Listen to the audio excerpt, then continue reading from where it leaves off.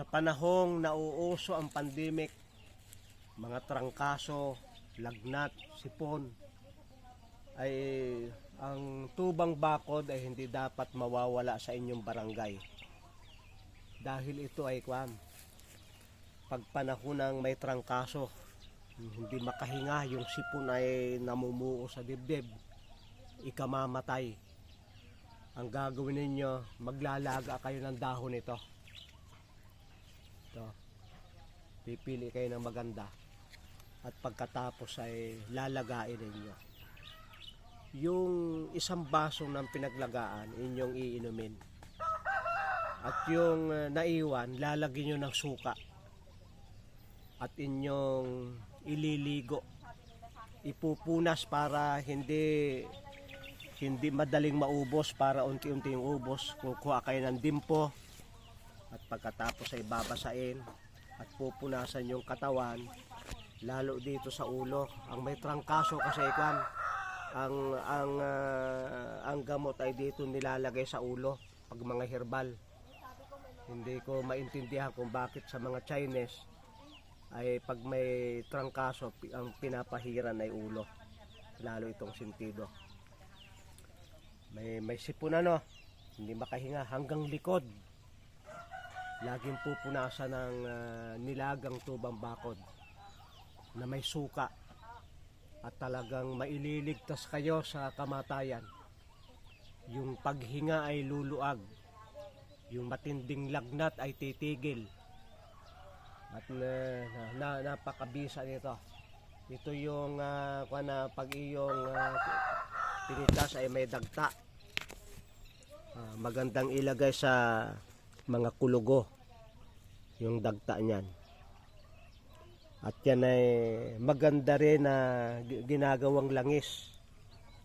Itong ito, inyong dudurugin, i-blender. Pwede na nyong i-blender sa oil bago lulutuin ninyo hanggang sa maluto.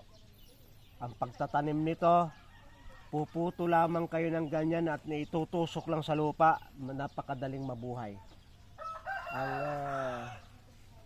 Ang kanyang bunga ay ganito.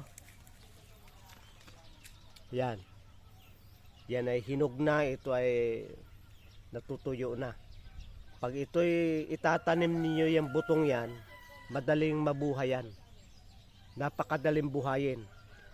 Ito bagay yung halaman na kapag kayo'y nabalian na tipalok, ay itong dahon nito dinadarang sa apoy, kahit sa gasol dinadarang at pinapahiran ng langis. At kung natipalok yung paa, inyong itatapa lang, ay talagang nakaka-recover. Kung may lagnat naman o masakit ang tiyan ng mga bata, dinadarang nga ito sa pinapahiran ng langis at itatapal sa tiyan, ay siya yung usog ng bata nawawala, yung nalaki yung tiyan, utot ng utot nawawala. At kung masakit naman ang ulo, lagi nilalagnat, yan ay gayon din ang procedure. Dadarangin, lalagyan ng oil at itatapal sa ulo.